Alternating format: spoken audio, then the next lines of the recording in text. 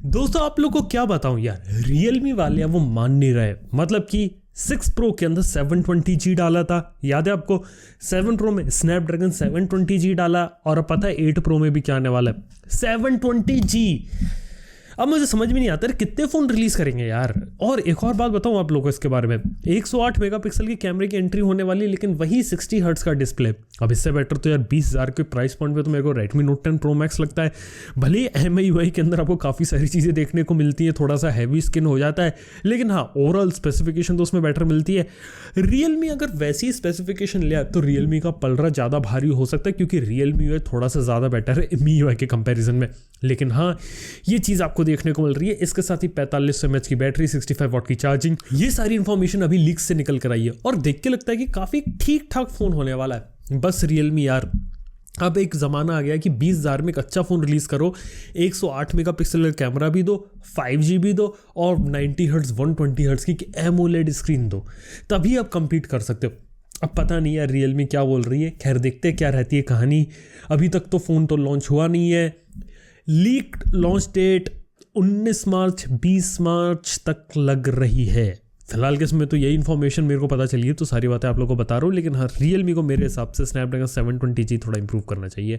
इसके साथ ही बात करें तो OnePlus की लॉन्च डेट कंफर्म है 23 मार्च, जैसा कि लीक से पता चला था। और OnePlus और Hasselblad मिलकर कुछ धमाल मचाने वाले हैं, यानी कि मैं आप लोगों को बता रहा हूँ होने क्या वाला है। OnePlus ने Hasselblad एक कंपनी है जो कि मीडियम फॉर्मेट कैमरास बनाती है, उससे पार्टनरशिप करी और उसका ब्रांड नेम यहाँ यूज़ कर रहे हैं।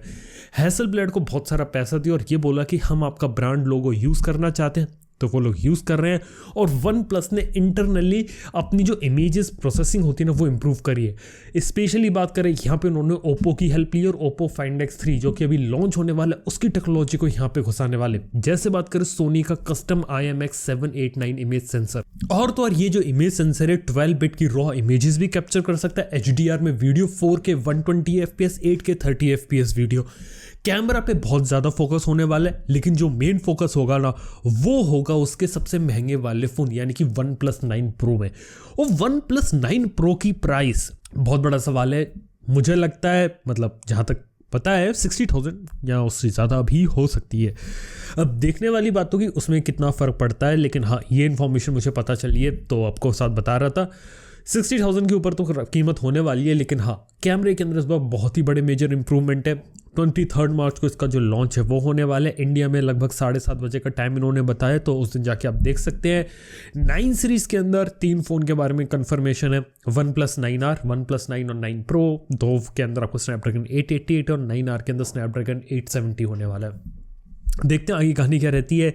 और इसी के साथ ही Galaxy A52 का बॉक्स लीक हो गया और उससे देख के पता चलता है कि उसके अंदर चार्जर होगा, लेकिन कहीं से इन्फॉर्मेशन आ रही है कि वहाँ पे आपको चार्जर देखने को नहीं मिलेगा। ये कुछ बातें चल रही है कि Galaxy A52 एक नया स्मार्टफोन आने वाला है सैमसंग की तरफ से। वो सैमसंग की काफ़ी पॉपुलर सीरीज़ है। 4G वर्जन में 720G होगा, 5G वर्जन में बताया 750G, और कुछ कंट्रीज़ में चार्जर जो होगा वो बॉक्स से गायब होगा। अभी भी इंडिया का सवाल है कि इंडिया के अंदर जो A52 आएगा क्या उसके अंदर चार्जर देखने को मिलेगा कि नहीं मिलेगा। काफ़ी इंपॉर्टेंट चीज़ है, क्योंकि देखने वाली बात हो कि वहाँ पे कहानी क्या चलती है। इसके साथ ही A52 के अंदर 4G वर्जन में 90 हर्ट्ज़ का refresh rate, 120 hertz refresh rate 5G version में देखने को मिलेगा। और एक और बात बताऊँ आप लोगों को, यहाँ पे OIS होता है ना मेन कैमरा के अंदर, वो देखने को मिलने वाला है A सीरीज़ के अंदर। काफ़ी अमेजिंग चीज़ होती है, देखते हैं आगे कहानी क्या रहती है। लेकिन हाँ आपको इस टाइप की चीज़ें देखने को मिलने वाली। इसके साथ ही अंडर डिस्प्ले फिंगरप्रिंट स्कैनर, देखते हैं इसकी कीमत कितनी रहती है। अगर 25,000 से कम कीमत में आए तो शायद थोड़ा ठीक फ़ोन भी हो सकता है, देखते हैं। वैसे ऑफलाइन फ़ोन होगा, थोड़ा सा महंगा होगा, लेकिन कुछ फीचर्स इसके अच्छे होंगे। और सबसे बड़ा फीचर इस फ़ोन का जो एक हिडन फीचर है वो ये होगा कि इसको हर महीने सिक्योरिटी पैचेस के अपडेट मिलेंगे एंड्रॉयड के। ये चीज़ अगर सैमसंग प्रूव कर देती है और सच में देती है ना ऐसे अपडेट, ये बहुत ही गेम चेंजर चीज़ वाली साबित होगी। मतलब अगर सिक्योरिटी पैचेस के अपडेट के लिए अगर 2-3 हज़ार रुपये एक्स्ट्रा देने पड़ रहे हैं, ये काफ़ी कमाल की बात है। और 3 से 4 साल का सॉफ्टवेयर सपोर्ट, ये भी काफ़ी बड़ी चीज़ होती है। खैर ये एक बात हो जाती है। इसके साथ ही OnePlus 9 और इन सब की बात तो हमने कर ली। ROG के बारे में बात करते हैं। अब ROG Phone 5 है, अभी लॉन्च होने वाला है कुछ ही दिन में। इंडिया का पहला Snapdragon 888 वाला फ़ोन होगा, लेकिन खबर आ रही है उड़ती उड़ती कि इसमें 18 GB रैम हो सकती है। अभी किस तरीके से काम करेगा ये भी काफ़ी सोचने वाली बात है, लेकिन हाँ एक totally high end spec phone होगा। अब एक बात बता देने वाला हूँ, ROG फ़ोन एक प्रॉपर नीश फ़ोन होने वाला है गेमिंग ऑडियंस के लिए, जबकि जो OnePlus 9 और 9 Pro होंगे थोड़े मेन स्ट्रीम फ़ोन होंगे जहाँ पे कैमरा ओवरऑल फुलफिल किया जाएगा। तो किसी को गेम खेलना है या गेम खेलने के लिए ही फ़ोन लेना है वो ROG के ऊपर जाएगा, लेकिन काफ़ी सारे लोग हैं जो कि ऑलराउंडर फ़ोन ढूंढेंगे वो लोग OnePlus के ऊपर जाएंगे। ऐसा हम पास में देख चुके हैं, ROG Phone 2 OnePlus 70 एक ही कीमत में लॉन्च हुए थे, लेकिन OnePlus 70 आगे ज़्यादा निकला था। ROG Phone 3 के साथ भी सिमिलर केस था, ROG Phone 5 के साथ भी केस रहेगा। मतलब ऑडियंस तो रहेगी इस फ़ोन की, लेने वाले कम लोग रहेंगे। अभी कुछ ही दिन में इसका लॉन्च होने वाला है, देखते हैं किस टाइप का फ़ोन रहता है।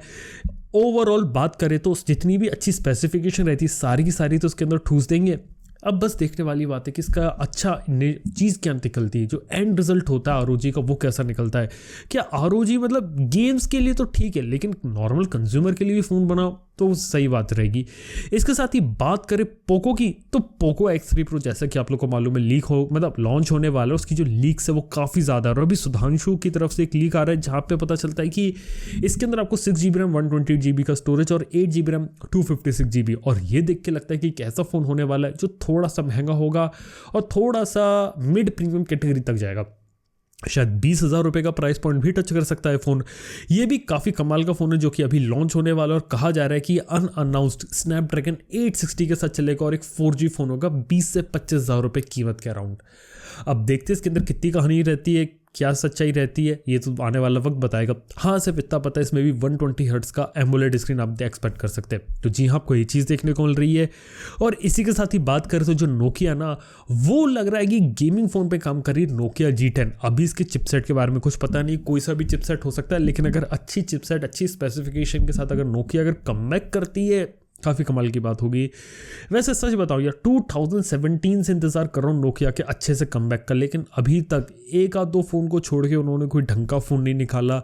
अगर वो अच्छे तरीके से फ़ोन निकाले, अच्छे तरीके से काम करे तो हाँ काफ़ी ज़्यादा चल सकते हैं, लेकिन फ़िलहाल के तौर पे ये कहानी चल रही है। इसके साथ ही बात करें तो आईफोन से रिलेटेड एक न्यूज़ ये है कि iPhone 12 जो है उसका इंडिया में जो प्रोडक्शन होता है वो शुरू हो जाना था अभी तक, लेकिन वो हो नहीं पाया है। अभी वो सिर्फ ट्रायल फेज़ के अंदर चल रहा है, और चाइना से 7 to 10% जो प्रोडक्शन फैसिलिटीज़ होती है ना वो एप्पल ने हटा ली है और इंडिया के अंदर वो लेके आ गया है। अब देखते हैं कि इंडिया के अंदर ट्रायल फेज़ में तो iPhone 12 का प्रोडक्शन धीरे धीरे शुरू हो गया है, लेकिन अब फुल फ्लैश तरीके से कब शुरू होता है iPhone 12।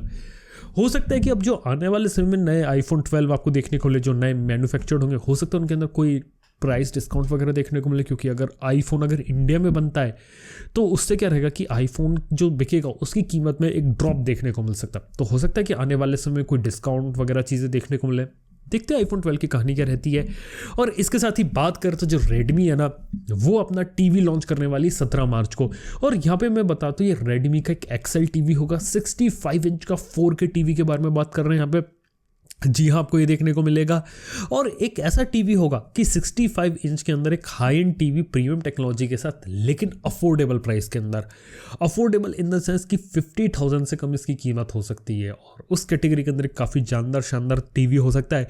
वैसे देखा तो काफ़ी इंटरेस्टिंग चीज़ ये है, इसको Redmi की तरफ से आने वाला है, मतलब Redmi ब्रांडिंग के अंदर आएगा। थोड़ी सी प्राइसिंग में आप इसको एक्सपेक्ट समझ सकते हैं कि थोड़ा अफोर्डेबल होगा, थोड़ी कंपेटिटिव प्राइस के साथ आएगा।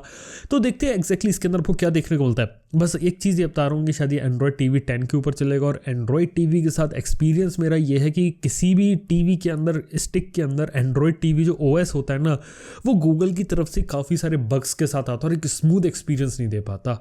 सॉफ्टवेयर की प्रॉब्लम अभी भी स्मार्ट टीवी के साथ जुड़ी हुई है। देखते हैं इसके अंदर चीज़ें सॉल्व होती है कि नहीं होती, और क्या फीचर्स देखने को मिलते हैं। हालांकि ये पीछे की पूरी कहानी होने वाली है। और इसी के साथ ही चलिए बात करते हैं अब आप लोग कुछ कमेंट्स के बारे में। तो हमारे एंड्रॉयड गेट्स का सवाल है, काफ़ी अच्छा नाम है। पूछ रहे कि भाई अगर हम लोग सारा पैसा स्पेक्स पे ही लगा देंगे तो सॉफ्टवेयर एक्सपीरियंस ख़राब हो जाएगा। बिल्कुल यार, ये होता है।